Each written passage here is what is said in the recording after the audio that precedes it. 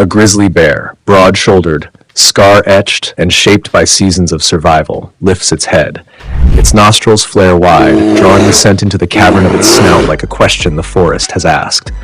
And in that golden air, a lone eagle circles above the treetops, tracing slow, deliberate arcs that only she understands. She is a sentinel, reading the wind as though it were scripture.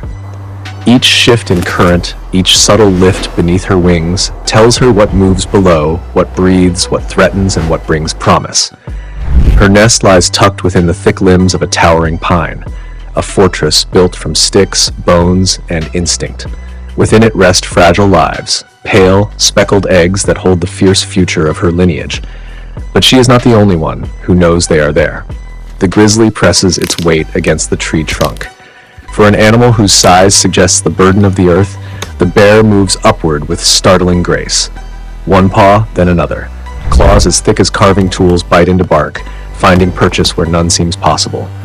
He climbs, not because he can, but because hunger has taught him that survival demands the courage to defy even gravity itself. Every branch becomes a question. Every breath becomes an answer.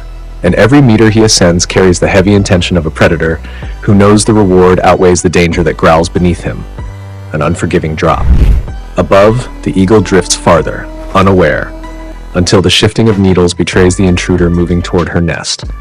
Then she sees him, and the forest seems to hold its breath. Her wings slice through the cold air as she dives, her shadow streaking across bark and branch. She reaches the tree like a thrown spear, feathers rattling with purpose. Landing upon a limb, she stretches her wings wide, a fierce banner of defiance against the brute ascending toward the future she protects. The bear pays her no reverence. He lunges upward in short, explosive surges, driven by instinct older than the tallest pines. His eyes lock onto the pale eggs that quiver with every tremor of the branch. The eagle shrieks, a harsh, piercing declaration of war. She throws herself at the bear, eyes beating her wings against his face, talons flashing like flecks of lightning. But claws, those ancient weapons capable of splitting logs, are useless here. Up in the heights, balance is the real predator. One slip, one misjudged shift of weight, and even a creature as mighty as a grizzly will meet the earth with fatal finality. The eagle knows this. She fights not with strength, but with the terrain. She attacks the loose skin at the back of his neck, tugging, tearing, hoping to dislodge him. But the bear clings on. He hooks his claws deep into the branch, anchoring himself in the narrow space between survival and death. The eagle strikes again and again, but desperation moves him faster. With a sudden thrust, a gamble carved from hunger, the bear lunges forward. The branch groans. The eagle falters. In the span of a single breath, the balance shifts, and the forest witnesses the cruel arithmetic of nature. When the struggle ends, the eagle lies still, and the grizzly, chest heaving with the exertion of victory, begins his descent.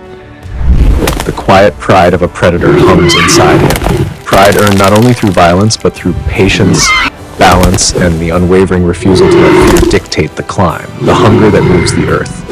A hush falls over the forest as the bear travels onward. A hush not of silence, but of respect. An ancient recognition that something powerful moves through the land.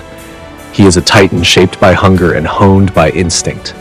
Behind him, somewhere in a shaded nest dug into a hillside, his cubs wait. Their survival depends not on chance, but on every step their parent takes on this cold morning.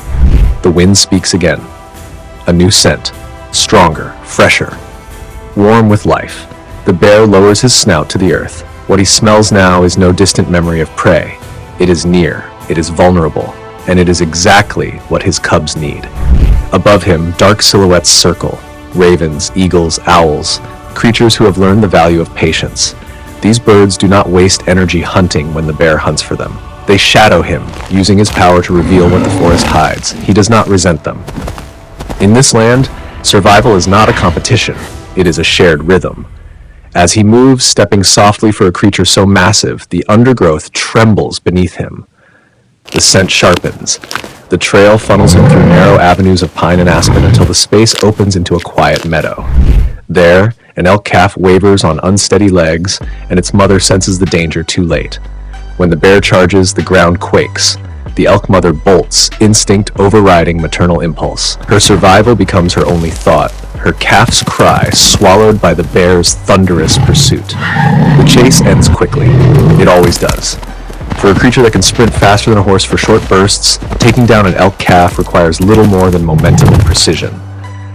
The forest grows still again, yet the stillness feels different now, a reverence as the cycle of life continues. The scavengers gather, his cubs approach, and through this meal, countless others will survive. Such is the unbroken chain of Yellowstone, the threads that hold a wilderness together. The camera of the mind pulls back, rising above treetops, rivers, cliffs, and valleys. Here, everything is connected.